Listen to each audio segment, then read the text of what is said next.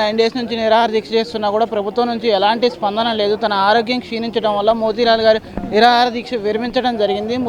నిరుద్యోగుల తరపున నిరాహార దీక్ష చేసిన మోతీలాల్ గారికి ధన్యవాదములు.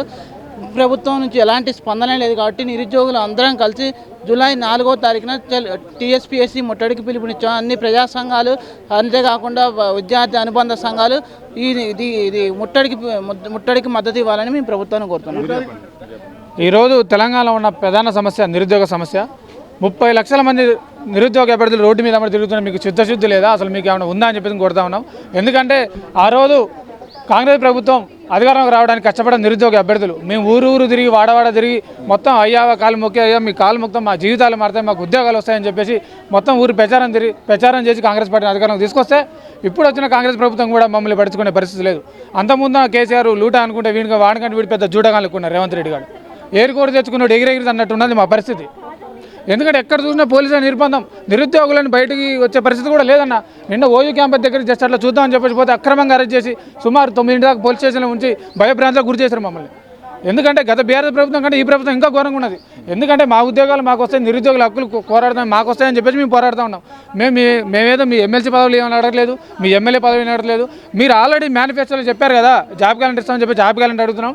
మీరు ఆల్రెడీ రేవంత్ రెడ్డి గారు ప్రెస్ క్లబ్లో సుమారు గ్రూప్ 2 ఉద్యోగాలు ఒక 2000, గ్రూప్ 3 ఉద్యోగాలు ఒక 3000 పెంచుదామని చెప్పేసి మీరు ఇచ్చిన హామీని మేము కొత్త కడుతున్నాం. ఇదేదో కొత్తమ్మ కోరిక కాదు, ఇది కొత్త కొంతమ్మ కోరిక కాదు. మీరు ఆల్రెడీ ఇచ్చిన హామీని మేము అడుగుతున్నాం.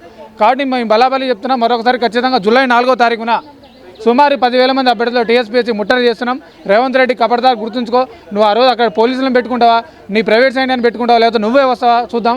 ఆ రోజు సుమారు ఒక 10,000 మంది వస్తాం, వీలుంటే నువ్వు కూడా రా.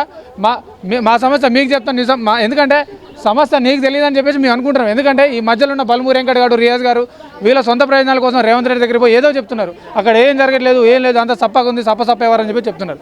వీళ్ళు సప్పగాళ్ళు. ఈ సప్పగాల వల్లే మా బతుకులు ఏటా కలబడ్డాయి. ఎందుకంటే ఈరోజు నిరుద్యోగులను వాడుకొని బల్మూరి వెంకట్ ఎమ్మెల్యే అయినాడు, రియాజ్ సారు ఎమ్మెల్సీ అయినాడు, మన రియాజ్ సార్ గ్రంథాలయ సంస్థ చైర్మన్ అయినాడు. అండ్ మన తెలంగాణ అనకూడదు కానీ మన జాతిపిత అని చెప్పుకునే కోదండరామ్ సార్ గారు ఎందుకు బయట రాలేదు నాకు అర్థం కావట్లేదు. సార్ అంటే నాకు గౌరవం ఉన్నది కాబట్టి నేను సార్ని ఏమనలేకపోతున్నా. ఈరోజు నిరుద్యోగులు ఎక్కడుంటే అక్కడ కోదండరామ్ సార్ గారు కూడా ఎందుకు బయటకు రావట్లేదు ఈసారి. ఎక్కడో నీటు జరిగిన పోరాటం గురించి మన ఢిల్లీలో పోయి పోరాడతావు, ఇక్కడ ఇంతమంది నిరుద్యోగులు నిన్ను నమ్మి 30 లక్షల మంది నిరుద్యోగులు ఇంతకన్నా పోరాటం చేస్తుంటే నీకు చీమ కూడా కుట్టినట్లేదా? అసలు ఈ ప్రభుత్వానికి చిత్తశుద్ధి ఉందా? దున్నపోతు మీద వానపడ్డట్టు ఎటువంటి స్పందన లేకుండా వీళ్ళ సొంత పనుల కోసం సెక్రటరీ చూడు తిరుగుతారు. నిన్న వాస్తవానికి మోతీలాల్ కూడా ఈరోజు దీక్ష విరమించడం జరిగింది. మా కోసం చాలా కష్టపడ్డాడు. అయితే నిన్న ఏమనుకుంటున్నాం అన్న, నిన్న సెక్రటరీలో మీటింగ్ జరిగింది కదా, మా గ్రూప్ 2, 3 పోస్టుల గురించి ఏమైనా కొలిక్కి వస్తుందేమో, మాకు ప్రశ్న వస్తుందని చెప్పేసి మేము భావించడం. కానీ ఇక శాంతియుతంగా తిరుగుడు అంతా లేదు.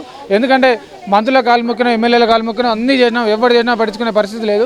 ఎందుకంటే ఇక యుద్ధం చేయాల్సిందే. ఎందుకంటే మన హక్కులు సాధించుకోవాలంటే మనం యుద్ధం చేయాల్సిందే.